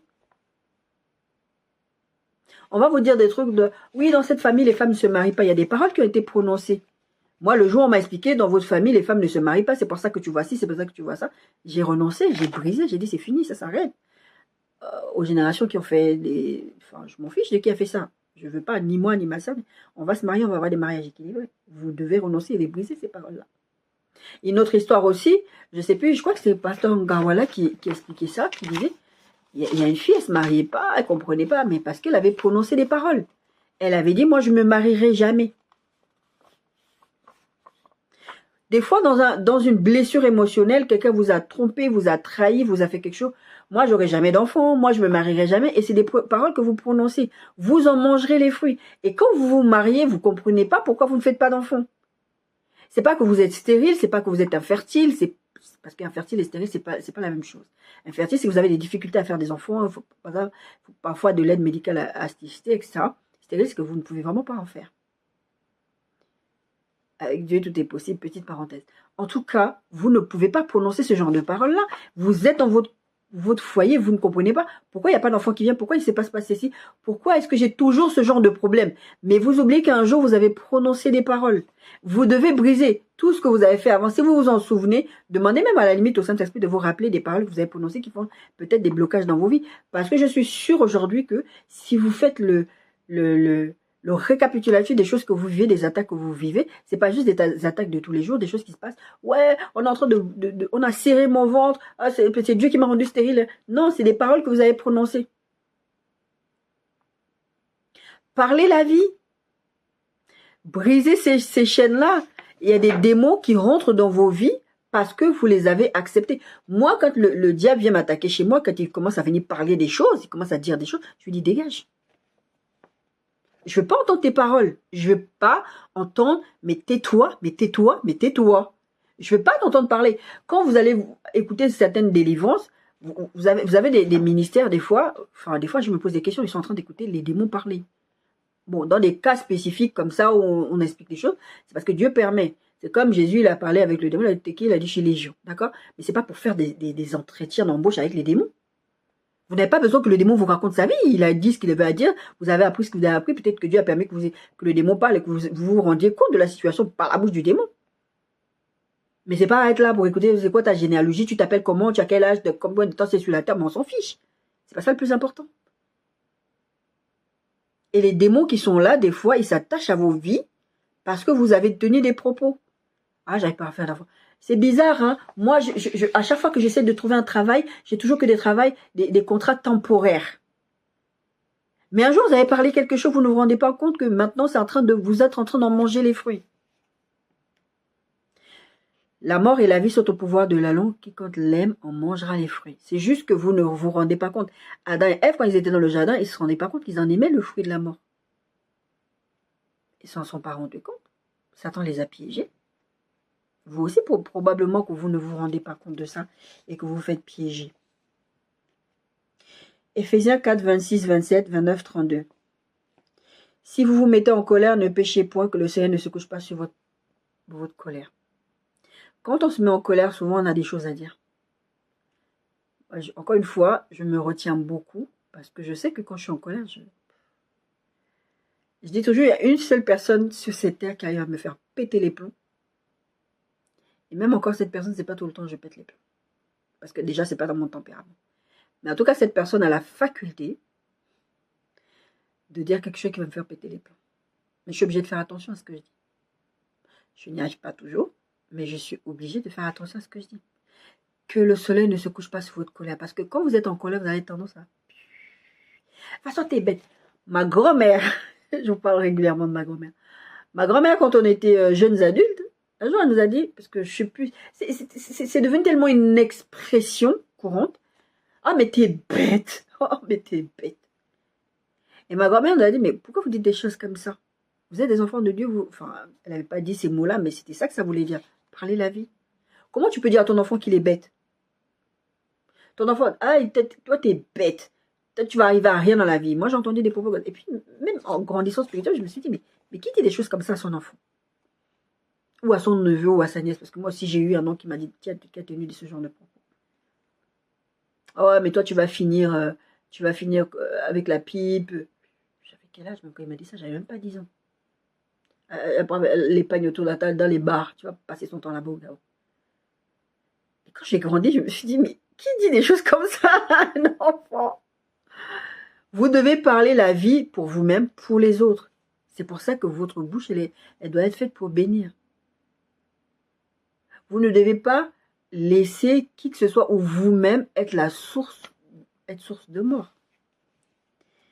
Si vous êtes en colère, ne dormez pas sur la colère. Parce que quand vous êtes en colère, vous allez dire des choses. Vous allez parler. Il y a le verset qui dit, on va le voir après, qui dit que la bouche qui parle beaucoup ne manquera pas de péché. Et quand vous êtes en colère, c'est de l'abondance du cœur que la bouche parle, vous allez dire beaucoup de choses. Comme des couteaux. Verset 27, et ne donnez pas accès au diable. Le verset 26 dit, si vous vous mettez en colère, ne péchez point, que le soleil ne se couche pas sur votre colère. Ne péchez point, c'est parce que vous allez dire des choses et c'est parce que vous allez penser des choses. Ne péchez point. Et que le soleil ne se couche pas sur votre colère. C'est pour ça que vous avez des témoignages de couples qui disent, nous, quand on sait qu'on a fait une alliance ensemble, on s'est dit que jamais on ne dort fâché. Parce qu'il faut qu'on parle. Il faut qu'il y ait un dialogue. Il faut parler la vie. Il ne faut pas aller se coucher sur la colère. Et ne donnez pas accès au diable, qu'il ne sorte de votre bouche aucune parole mauvaise, mais s'il y a eu quelques bonnes paroles qui servent d'édification. C'est ce qu'on disait tout à l'heure. De parler la vie, c'est important de parler la vie parce que parler la vie, ça a un impact profond dans la vie des gens, dans votre vie, dans la vie des gens, dans la vie de vos enfants. Il y a des moments où vous dites des choses à vos enfants. Je disais à l'instant, t'es bête, t'arriveras jamais à rien, etc. Vous devez être les plus grands cheerleaders de vos enfants. Même si l'enfant a des difficultés, vous devez accompagner vos enfants. Vous ne devez pas accepter même que les profs disent des choses en disant à vos enfants, toi, tu n'arriveras jamais à ça. Parce qu'il y a des profs qui sont champions de ça aussi, qui sont manipulés par Satan. On a dit qu'on ne combattait pas contre la chair et les sangs. Il y a des profs, des fois, je ne sais pas, ils sont blasés de leur métier, des conseillers pédagogiques, des trucs comme ça. Des fois, j'entends des trucs, mais même j'ai entendu des trucs. Mais qui dit ça à des enfants? Qu'il ne sorte de votre bouche aucune parole mauvaise, verset 29, Éphésiens 4, 29. Mais s'il y a lieu quelques bonnes paroles qui servent à l'édification et communiquent une grâce à ceux qui l'entendent. Le Seigneur veut nous utiliser dans ce sens-là, pas pour parler la mort sur la vie des gens. Oh, toi, tu vas mourir, tu vas aller en enfer. Oh. C'est pour ça quand je vous prêche ici sur le péché, Dieu aime les prostituées, c'est pas pour vous encourager à faire le mal, à pécher contre Dieu, à vous rebeller contre Dieu. C'est pour parler la vie dans vos situations. C'est ça que le Seigneur m'enseigne de vous enseigner. Jésus est allé mourir à la croix pour vous communiquer la vie. C'est pas pour vous entendre dire des paroles de mort sur vous-même. Je disais tout à l'heure, des fois vous avez cette tendance à dire, oh, enfin, je crois que j'ai dû vouloir le dire et puis je me suis stoppée parce que je suis passée à autre chose. En tout cas, des fois vous allez dire, ma maladie, mon ceci, mais c'est attaché à toi depuis quand? Jésus est allé mourir à la croix pour que tu vives, pour que tu aies la vie, et toi tu dis, ma maladie, mon cancer, non mais c'est pas pour toi, c'est depuis quand ça, est-ce que quand Dieu t'a envoyé sur la terre, il t'a envoyé avec ça? Depuis quand? Depuis quand ça fait partie de ton ADN? Mon mari, c'est même pas ton mari, c'est le mari de quelqu'un d'autre. Tu es en train de manger les fruits de la mort. Et puis tu te demandes, mais pourquoi le monsieur? C'est pas comme ça qu'on dit, c'est comme tu fais ton lit, c'est comme tu te couches. Vous parlez la mort, vous mettez dans la situation, ah, mon mari, et vous parlez la mort dans vos situations. N'attristez pas, la suite d'Éphésiens 4 dit, et qu'Éphésiens 4, 30 dit, n'attristez pas le Saint-Esprit de Dieu par lequel vous avez été scellés pour le jour de la rédemption. Il parle de ça, n'attristez pas le Saint-Esprit, à la suite de, quand vous dormez, ne péchez pas, ne donnez pas accès au diable, qu'il ne soit de votre bouche aucune parole mauvaise, mais s'il y a quelque... Et vous parlez la mort. La dernière fois, je vous parlais dans une prédication, je vous disais, le diable, ça veut dire calomniateur, tentateur, etc. Calomniateur, les mots. Vous avez un problème, un conflit avec quelqu'un, vous allez aller trouver quelqu'un d'autre pour dire à la personne, elle est mauvaise, elle est comme ça, elle est comme ça. Vous allez calomnier. Calomnier, c'est dire des choses qui ne sont pas vraies. Et d'ailleurs, même ce qu'on appelle communément les Congossas, Dieu n'aime pas. Le Seigneur m'avait dit, je ne veux pas que tu ailles dire à tes sœurs des choses sur l'homme que j'ai t'ai envoyé, tu viens me parler à moi. Dieu veut que tu viennes faire le Congossa avec lui, même s'il n'est pas dans les Congossas. Dieu veut que tu viennes lui parler parce que lui, il va te faire voir une perspective, une chose que toi tu ne vois pas parce que tu es en colère, parce que la personne en face a fait quelque chose. Il va t'apaiser. Comme ça, quand tu vas aller parler, il m'avait dit, comme ça, quand tu vas aller parler avec tes soeurs, il ne m'avait pas dit, va pas dire à tes soeurs que tu as eu. Il s'est passé ça, il m'a dit, tu viens d'abord dans ma présence, je vais t'apaiser. Quand tu vas parler avec tes soeurs, tu auras une autre façon de parler. Et c'est vrai, à chaque fois que je suis allée dans la présence de Dieu pour parler, à chaque fois je revenais vers mes soeurs pour dire, ah oui, non, mais lui il est comme ça, il est comme ça. J'avais toujours des choses positives à dire. La soeur que son mari a trompé récemment, je vois des vidéos qui tournent sur elle. Mon mari vient, ceci, cela. Ceci, cela. Bon, je ne sais pas vraiment si elle a vraiment trompé. Mais bon.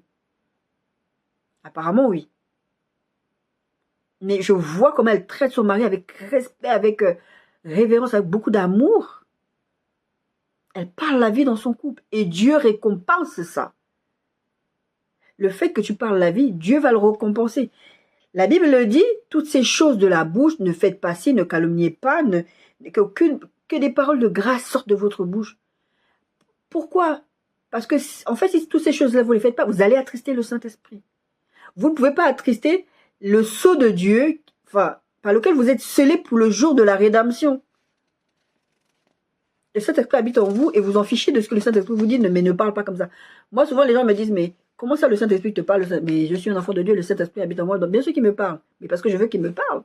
Parce que je veux qu'il me corrige. Parce que je veux qu'il me dise, non, mais là, tu parles trop mal. Moi, avant, j'avais pas de frein dans ma bouche.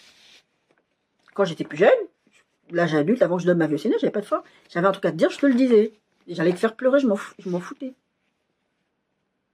Mais le jour où le Saint-Esprit m'a appris, mais tu peux pas. Mais tu peux pas.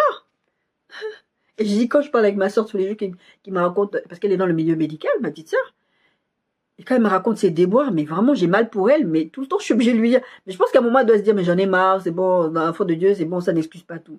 Je comprends. Mais en tant qu'enfant de Dieu, on ne doit pas réagir comme les autres. Tu ne peux pas tenir certains propos, même si tu as envie, mais tu es en train de parler la mort. Et tu en mangeras les fruits. Ça veut dire que tu auras les conséquences de ça.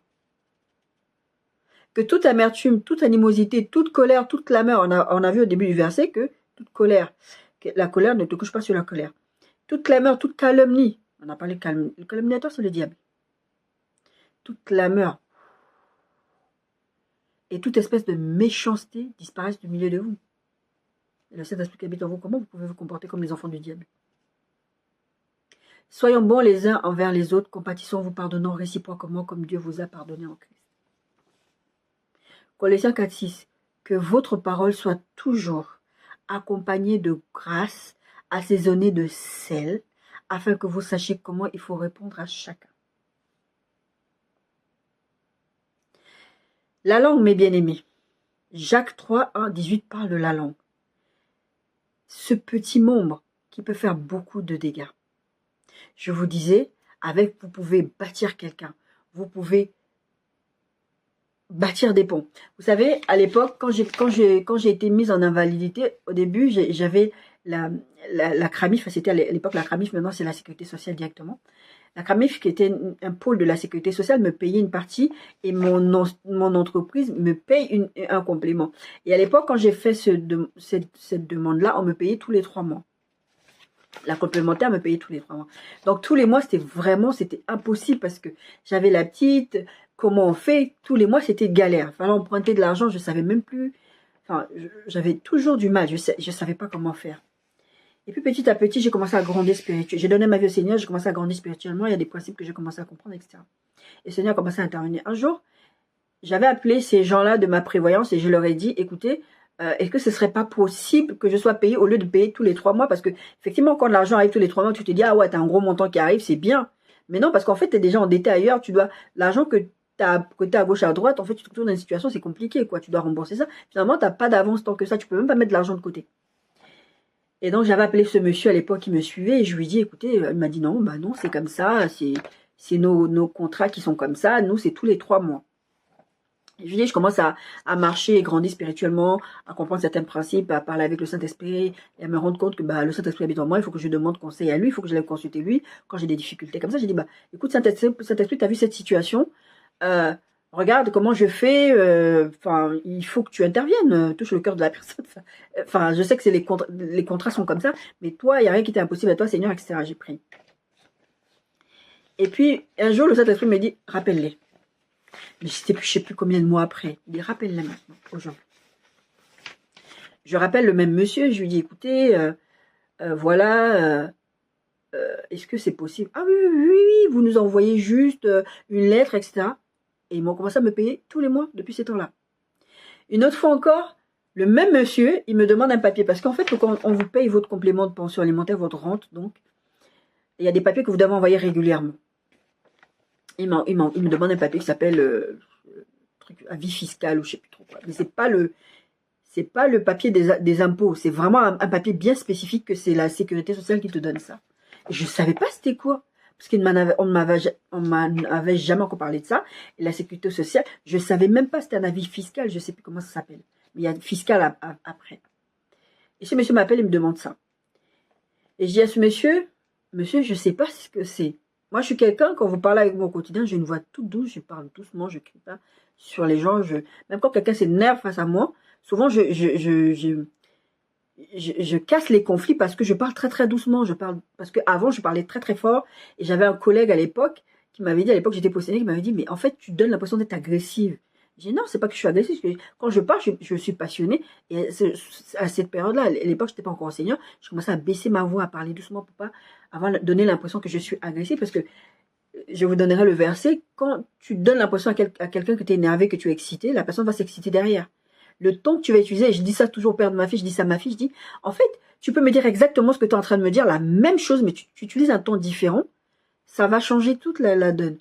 Donc ce monsieur me demande ce papier, je dis, monsieur, je ne sais même pas de quoi vous parlez. Et en fait, la façon dont le monsieur me répondait, c'est comme si tu dis n'importe quoi, tu es en train de mentir, forcément tu connais, parce que comment tu peux pas ne pas savoir, parce que tu as il est parti en cacahuète. Et j'essaie, à un moment donné, je sentais que ça allait escalader. J'ai dit, monsieur, s'il vous plaît, est-ce que vous pouvez garder votre sang-froid? Est-ce que vous pouvez vous calmer? Je lui parle toujours doucement. Je lui dis, je ne sais vraiment pas de quoi vous parlez. Dites-moi, je ne sais pas comment on dit ça en français, j'ai vraiment cassé le conflit parce que c'était en train de monter. Parce que moi, si j'étais là en train de lui dire, mais monsieur, je ne sais même pas de quoi vous parlez parce que ce papier, je ne le connais même pas. Comment vous... C'est parti en cacahuète. Et là, l'Esprit de Dieu me fait comprendre, tu ne vas pas. Et c'est de cette période-là que viendra le verset que je vous dirai tout à l'heure, qu'une parole brutale excite la colère. Et le Seigneur me fera comprendre, calme-toi, redescends, baisse d'un ton et parle-lui autrement. Des fois, vous voulez demander des choses à votre banque, vous voulez demander, quand on vous êtes dans des démarches que vous êtes en train de faire et vous vous excitez parce que vous êtes en droit, parce que c'est votre droit, parce que vous avez raison. Le fait d'avoir raison ne va pas arranger votre problème. Des fois, vous parlez vous-même la mort dans vos situations parce que vous ne savez pas parler aux gens. Et ce monsieur, le fait que je me sois calmée, je lui ai demandé, j'ai appelé la sécu, calmement, j'ai demandé, j'ai fini par comprendre c'était quel papier il fallait. Et c'était pas un papier qui était en possession, et donc j'ai demandé, on m'a envoyé, et je lui ai donné. Et puis le monsieur m'a dit effectivement, merci, parce que effectivement, vous n'avez pas escaladé la situation. Jacques 3.1 parle de la langue. Je vous ai dit, Jacques 3.1 parle des huit. Mes frères, qu'il n'y ait pas parmi vous un grand nombre de personnes qui se mettent à enseigner, car vous savez que nous serons jugés plus sévèrement, parce que nous parlons. Les gens qui enseignent, nous parlons beaucoup. Et un grand nombre de mots, tu ne vas pas manquer de péché. Et donc, c'est pour ça que tu ne dois pas enseigner et dire n'importe quoi. Tu vas amener des gens à penser des choses ou à dire des choses qui peut leur entraîner vers la mort. C'est pour ça qu'on doit faire attention parce que nous, il faut avoir conscience que les enseignants, nous allons être jugés plus sévèrement. Nous branchons tous de plusieurs manières. Brancher, ça veut dire trébucher, ça veut dire pécher. Nous branchons tous de plusieurs manières. Si quelqu'un ne branche point en parole, c'est un homme parfait, capable de tenir tout son corps en bride. Quand tu parles pas beaucoup là, tu peux te maîtriser. Tout ton corps, tu vas le maîtriser. Si tu fais attention à comment tu parles. Si nous mettons les morts dans la bouche, vous savez, le mort, c'est les cordages qu'on met dans la bouche des cheveux pour les empêcher, pour les diriger en fait. Si nous mettons le mort dans la bouche des chevaux pour qu'ils nous obéissent, nous dirigeons aussi leur corps tout entier. Quand tu mets ces cordes, tu tiens les cordes là pour diriger le cheval. C'est la même chose avec la langue. Pour diriger le corps d'un cheval, le mort. D'accord? Voici même les navires qui sont si grands qui poussent des vents impétueux, sont dirigés par un très petit gouvernail au gré du pilote. C'est le pilote qui dirige le navire avec un petit gouvernail. Le bateau est massif, mais il y a un gouvernail qui est petit par rapport à la taille du bateau. La même chose, le mort est petit, mais il dirige le cheval. D'accord? De même, la langue est un petit membre et elle se vante de grandes choses. Voici comme un petit feu peut embrasser une grande forêt. La langue. Vous avez des gens qui se lèvent tous les matins, qui vont sur Internet, disent oui, le pasteur Antel a fait ceci, le pasteur a fait votre langue. Vous ne savez pas tenir votre cœur en bride et vous allez en manger les fruits. Et il se passe des choses dans votre vie. Vous allez dire les sorciers m'ont fait ceci, Satan m'a maudit, machin. Je vous ai déjà dit que Satan ne maudit pas. Vous vivez des choses et vous avez l'impression que c'est parce que. Non, c'est votre bouche. Vous vous levez pour aller parler des serviteurs des dieux. Vous vous levez pour aller dire des choses. Moi, des fois, je vois sous mes commentaires des gens qui commentent des choses. Et je sais très bien que c'est pas bienveillant. Je les supprime, je discute même pas avec les gens. Parce que quand j'ai commencé ma chaîne, Dieu a utilisé ma fille pour me parler, me donner des conseils pratiques. Je ne vais pas discuter avec les gens. Je ne vais pas discuter, je supprime, je ne parle pas. Parce que si je me mets à parler, vous allez déformer les propos. La Bible dit que la langue peut embraser une forêt. Vous allez déclencher des conflits, des situations catastrophiques, tragiques, parce que vous allez dire de votre bouche. Je vous disais, vous allez dire des choses à quelqu'un, la personne va se suicider parce que vous avez tenu des propos sur cette personne. La langue aussi, verset 6, Jacques 3, 6, la langue aussi est un feu, c'est le monde de l'iniquité. La langue est placée parmi nos membres, souillant tout le corps et enflammant le cours de la vie, étant elle-même enflammée par la géhenne. Verset 7, toutes les espèces de bêtes et d'oiseaux, de reptiles et d'animaux marins sont domptées et ont été domptées par la nature humaine. Mais la langue, aucun homme ne peut la dompter. C'est un mal qu'on ne peut réprimer. Elle est pleine d'un venin mortel. Par elle, nous bénissons le Seigneur notre Père. Vous voyez, les gens qui sont toujours là, oh, Seigneur, gloire à Dieu, on chante des louanges à Dieu, etc. Et par la même langue, nous maudissons les hommes faits à l'image de Dieu. Vous savez, les choses que je vous dis, des fois vous dites des trucs, mais réfléchissez à ce que vous dites. Tu vas aller en enfer, t'es ceci, t'es cela. Pourquoi vous mettez les étiquettes sur les autres? Est-ce que vous êtes... Des fois, je dis même, vous n'êtes pas Dieu qui a envoyé ces personnes. Ces personnes-là, oui, c'est important de dénoncer les méfaits, des choses comme ça. Pourquoi vous vous levez là pour aller parler des... C'est pas vous le maître de cette personne. C'est Dieu. Par elle, nous bénissons le Seigneur, notre Père, et par elle, nous maudissons les hommes faits à l'image de Dieu. De la même bouche sortent les bénédictions et la malédiction. Il ne faut pas, frère, qu'il en soit ainsi. Et des fois, je disais ça il y a quelques années à une de mes tantes qui est au pays, je disais, il y a des gens qui te donnent des bénédictions démoniaques. Vous savez, l'adéquation entre ce que vous pensez, vos intentions et ce que vous dites. C'est-à-dire que vous soi-disant, vous parlez la vie, mais vos intentions sont des intentions de mort parce que vous avez des idées derrière la tête. Ça aussi, toutes ces choses-là, Dieu voit ça. Vous devez brider aussi vos pensées. D'accord? Verset 11, la source fait-elle jaillir par la même ouverture l'eau douce et l'eau amère? Un figuier, mes frères, peut-il produire des olives ou une vigne des figues? De l'eau salée ne peut pas non plus produire de l'eau douce. Lequel d'entre vous est sage et intelligent, qu'il montre ses œuvres par une bonne conduite avec douceur et sagesse? Vous savez, la douceur, je vous disais, ça s'apprend. Ça s'apprend à être doux. À pas mettre les gens mal à l'aise, à dire des choses. Parce que, vous savez, il y a des gens dans votre entourage ou même peut-être que vous connaissez comme ça. Ah, moi, je suis direct. Hein. Moi, je dis ce que je pense. Hein. Moi, je ne peux pas faire semblant. Je ne suis pas une hypocrite. Je ne suis pas un hypocrite. Bridez vos langues. Repentez-vous. Mais si vous avez dans votre cœur un zèle amer et un esprit de dispute, c'est ce que je disais, vous savez, ce que tu penses à l'intérieur, mais tu dis autre chose, et un esprit de dispute, ne vous glorifiez pas et ne mentez pas contre la vérité. Cette sagesse n'est point celle qui vient d'en haut, mais elle est terrestre, charnelle et diabolique. La Bible dit, cette façon de faire, c'est-à-dire qu'il y a quelque chose qui est dans ton cœur, et tu exprimes des choses, soi-disant tu parles avec des mots de sagesse, elle est charnelle, humaine et diabolique. C'est là qu'on doit se poser des questions, mes bien-aimés. Car là où il y a un zèle amer et un esprit de dispute, il y a du désordre et toutes sortes de mauvaises actions. La sagesse d'en haut est premièrement pure, ensuite pacifique, modérée, conciliante, pleine de miséricorde et de bons fruits, exempte de duplicité. Vous savez, les doubles faces. Comme je vous disais, vous dites des choses, mais ce n'est pas ce que vous pensez. Vous ne pensez pas un mot de ce que vous dites. D'hypocrisie, pleine de exempte de duplicité, d'hypocrisie. Le fruit de la justice est semé dans la paix par ceux qui recherchent la paix. La langue peut faire beaucoup de dégâts. C'est ce qu'on a vu dans tout. Je vous invite vraiment à aller lire tous ces textes-là. La langue peut faire beaucoup de dégâts. Avec la même bouche, vous bénissez, vous louez Dieu. Oh, alléluia, gloire à Dieu. Et la même bouche, vous insultez les gens. Vous dites, même pas vous insultez les gens, vous dites des mots blessants, vous créez des blessures émotionnelles chez les gens. Et les gens dont je vous donne le témoignage, ce n'est pas des non-chrétiens, c'est des gens qui vont à l'église, qui sont des responsables dans les églises. J'en ai connu des gens comme ça dans ma vie, tout au long de mon parcours, pas que dans ma famille. Par moments, j'étais là, je me posais des questions, est-ce que je ne suis pas normale? Parce que je crois bien que la Bible dit ça, parce que je crois bien qu'on a le même esprit qui habite en nous. Normalement, si le Saint-Esprit habite en toi, il y a des choses, et des fois je m'assois, je dis, mais il y a des choses que tu ne dois pas faire, ça doit te sembler illogique de tolérer ce genre de comportement, d'avoir ce genre de comportement-là. C'est pas normal. Ta bouche ne peut pas dire ça. Moi, je connais des gens, je suis très mal à l'aise. J'ai connu même une période comme ça, j'allais à la maison de quartier, ma fille avait grandi, viens à la maison de quartier, etc. On va discuter, on va prendre un petit café, ça va faire du bien, tu vas connaître des gens, parce que moi je suis très très solitaire. Et tu t'assois là, c'est des gens qui sont en train de parler des autres. T'as vu le mari de l'autre, il a fait ça, je n'aime pas ça. Je n'aime pas ça. Je préfère être seule. Je n'aime pas les Congos, ça. Je n'aime pas ça. J'avais une personne à l'époque, c'était qui venait me parler d'une amie commune et qui me disait, ouais, mais elle a fait comme ci, elle est comme ça. Je dis, je ne veux pas savoir.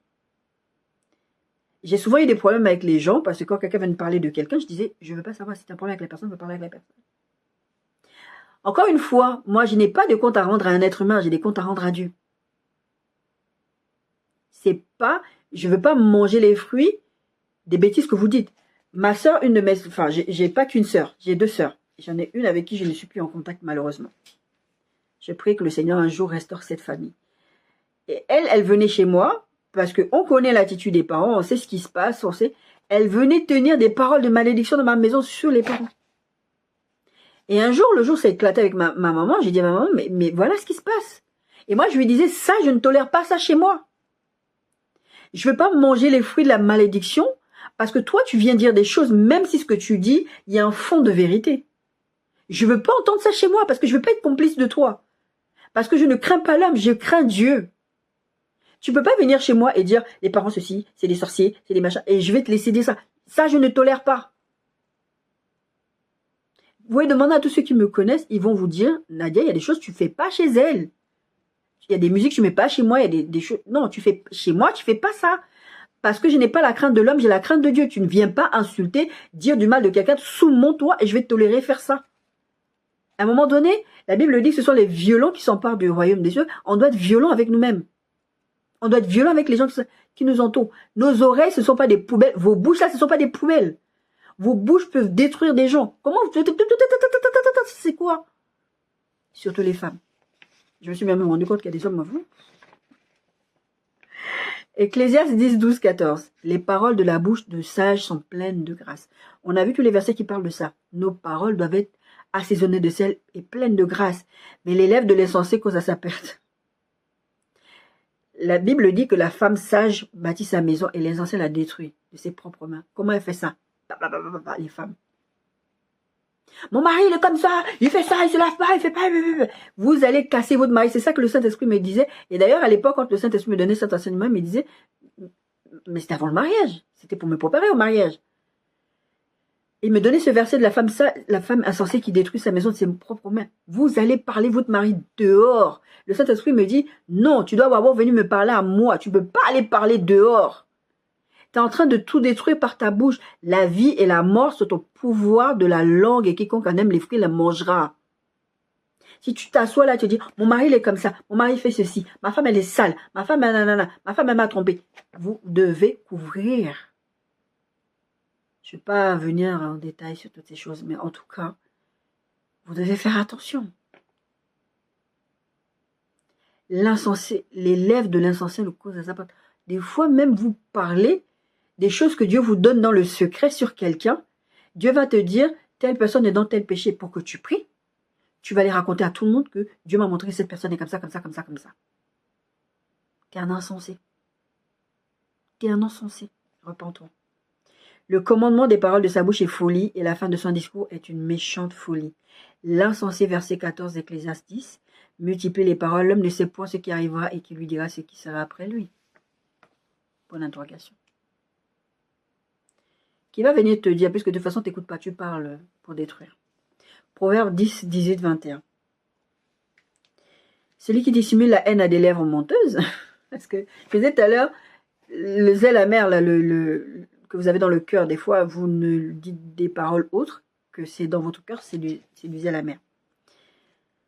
Celui qui dissimule la haine a des lèvres menteuses et celui qui répand la calomnie est un insensé. Verset 19, celui qui parle beaucoup ne manque pas de péché, mais celui qui retient ses lèvres est un homme prudent. Faites attention. Vous parlez beaucoup, vous allez finir par pécher. C'est pour ça que je vous dis, des fois, parlez pas de votre conjoint, parlez pas de vos enfants. Des fois même les parents, vous êtes là, vous parlez beaucoup de vos enfants. Mon enfant, des fois, vous mettez vos enfants dans des situations spirituelles difficiles parce que vous parlez. Moi, ce que je vois en ce moment, enfin, c'est pas qu'en ce moment, c'est depuis quelques années, des fois, j'ai mis des commentaires. Je n'aime pas qu'on expose les enfants. J'ai appris, j'ai maturé dessus aussi. Parce que moi, je sais qu'il y a quelques années en arrière, ma fille est venue me dire, parce que moi, j'aimais bien, par exemple, quand c'est l'anniversaire de ma fille, je mettais un mot sur mes réseaux sociaux. Je peux encore le faire, elle m'autorise. En tout cas, des fois, il y a des choses comme ça. Je partageais des photos de ma fille sur Internet, etc. Et ma fille, un jour, elle m'a dit, je veux plus que tu fasses ça. Et des fois, vous exposez vos enfants. Vous les mettez dans des situations, par exemple, l'enfant se met à prier. L'enfant se met à manifester des dons spirituels et vous les exposez avant le temps. Et je vous ai déjà dit dans des différentes prédication que le diable n'a pas pitié de vos enfants parce que c'est des enfants. Vous les mettez dans des situations où ils parlent, enfin, c'est dans le cadre de votre chez vous. Marie n'a pas exposé Jésus avant le temps. Dans le sens où, tu n'as pas vu Marie venir à 5 ans dire Jésus a fait ci, Jésus a fait ça. La Bible n'en parle pas, parce que sûrement Marie ne le disait pas, c'était sûrement dans le sein de leur foyer, Jésus faisait des choses, parce que Jésus, sûrement, il manifestait des choses très très jeune, parce que c'est l'appel de Dieu étant en lui dès le sein de sa mère. Donc, il devait manifester des choses. Et moi, je vous dis, j'ai vu ma fille agir très, très jeune.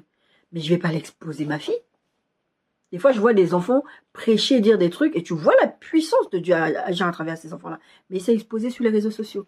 Et vous vous demandez, il y en a un là, comme ça, là, il a fait de la musique, je ne sais plus comment il s'appelle, c'était un Brésilien. Je ne sais pas s'il est revenu au Seigneur, il y en a qui disent qu'il est revenu. Après, il est devenu trans. Il est devenu une femme. L'enfant est exposé, les dons qui étaient en lui, c'est un chantre. Il a été exposé trop tôt. Trop tôt. Destruction. Celui qui parle beaucoup ne manque pas de péché, mais celui qui retient ses lèvres est un homme prudent. La langue du juste est un argent de choix. Le cœur des méchants est peu de choses. Les lèvres du juste dirigent beaucoup d'hommes et les insensés meurent par défaut de raison. Tout ça, c'est lié à la bouche. Proverbe 13, 2. Truie de la bouche, on jouit du bien, mais ce que désirent les perfides, c'est la violence. Celui qui veille sur sa bouche garde son âme, celui qui ouvre des grandes lèvres court à sa perte. Psaume 39, 1, 3. Là, je vais vous citer des versets pour que vraiment ça rentre et vraiment méditer sur ces versets-là. Psaume de David, psaume 39. Je veillerai sur mes voies. De peur de pécher par ma langue, je mettrai un frein à ma bouche. À un moment donné, on est obligé de mettre des freins à nos bouches. Tant que le méchant sera devant moi. Là, il parle des gens qui l'attaquaient. David était dans une situation, il était dans des temps qu'il attaquait. Et je disais à ma soeur, C'est pas parce que les gens t'attaquent dans ton cadre de ton travail que tu as le droit de répondre. Tu es obligé de faire comme eux. Parce que maintenant, sur les réseaux sociaux, c'est cette phrase de dire « rendre la même énergie ».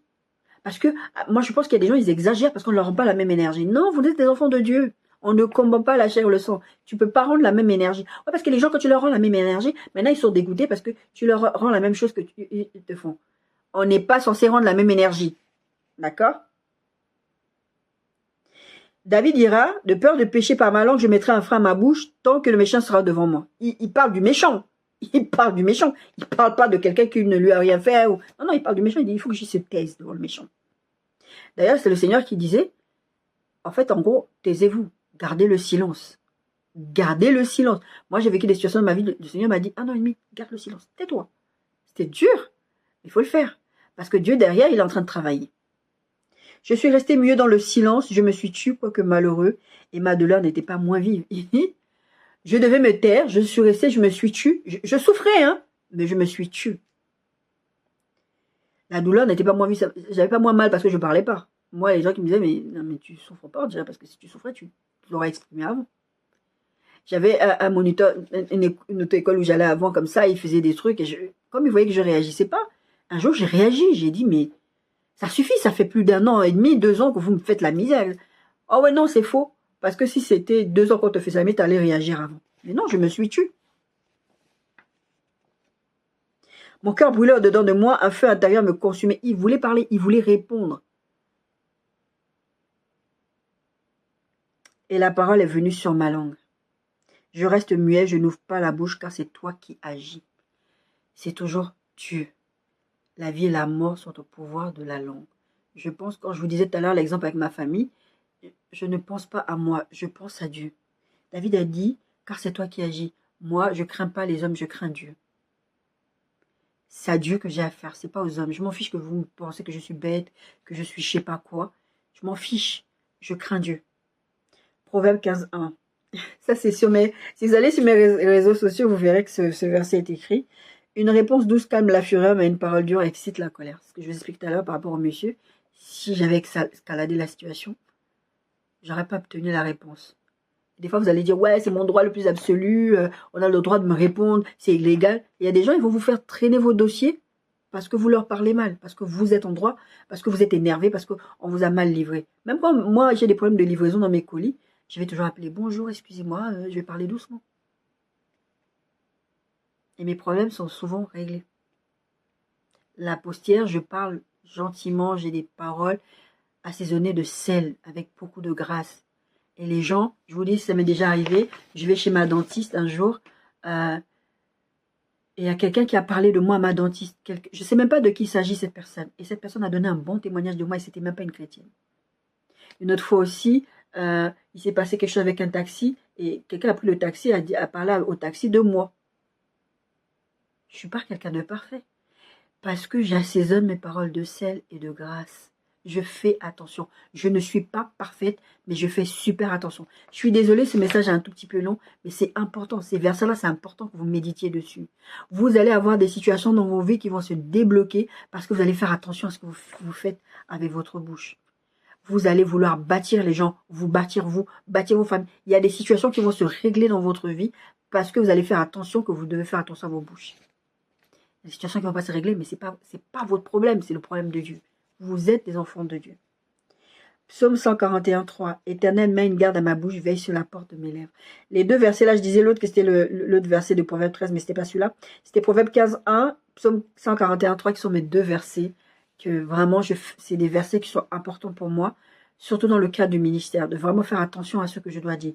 Le Proverbe 15:1, je vous l'ai lu, une réponse douce calme la fureur, mais une parole dure excite la colère.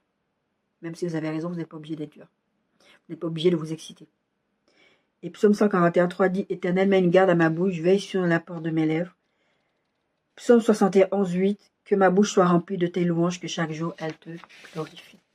Vous savez, ce psaume qui dit le dernier psaume qu'on vient de lire, en fait, quand vous focalisez sur la louange à Dieu, on a vu ces versets que mon âme loue l'Éternel, etc. Quand vous focalisez sur Dieu, sur la louange à Dieu, sur avoir des paroles de grâce par rapport à Dieu, vous allez dire beaucoup moins de bêtises. Et mes bien-aimés, on a dit que la vie et la mort sont au pouvoir de la langue et que c'est qui en mange les fruits ce qu'il aime en mangeant les fruits. On ne veut pas manger les fruits. Vous savez, Dieu, il a dit à son peuple dans le désert, il a dit, ah, vous êtes en train de vous plaindre, parce que vraiment, il parlait la mort. Vous êtes en train de vous plaindre, vous voulez la viande, vous voulez la viande, vous voulez la viande. Je vais vous en donner jusqu'à ce que vous allez en manger, ça va vous sortir par les trous de nez. C'est ça, en manger les fruits. Si vous avez tenu des propos dans votre vie, j'ai abordé beaucoup de sujets, j'ai abordé beaucoup de choses, j'ai donné beaucoup d'exemples. J'ai pas fait de points, mais je vous laisse vous-même faire les points sur ça. Je vous invite, mes bien-aimés, à briser les paroles que vous avez tenues dans vos vies et être des ambassadeurs de Christ avec des propos assaisonnés de sel, avec de la grâce. Même si c'est difficile, petit à petit, vous devez le faire. Moi, je suis en situation de handicap. J'ai beaucoup de difficultés au niveau physique. Avant, je pouvais faire du sport pendant des heures et des heures. Maintenant, si je dois reprendre du sport, je sais que si j'arrive à faire 5 minutes de sport, c'est déjà bien. Demain, je vais réussir à faire 10 minutes, etc., etc. Commencez déjà. Commencez déjà à vous discipliner, à discipliner votre langue, à tenir votre langue à bride. Si vous avez envie de des choses parce que vous êtes trop franc, parce que vous êtes ceci, retenez-vous. Retenez-vous pour éviter que vos vies soient des vies chaotiques. Parce que là où la bouche parle, il y a forcément du chaos. La Bible dit qu'une bouche qui parle, quand vous parlez beaucoup, vous n'allez pas manquer de péché. Et évitez de vous mettre dans des situations qui vont créer des antagonismes entre vous et Dieu et entre vous et les gens.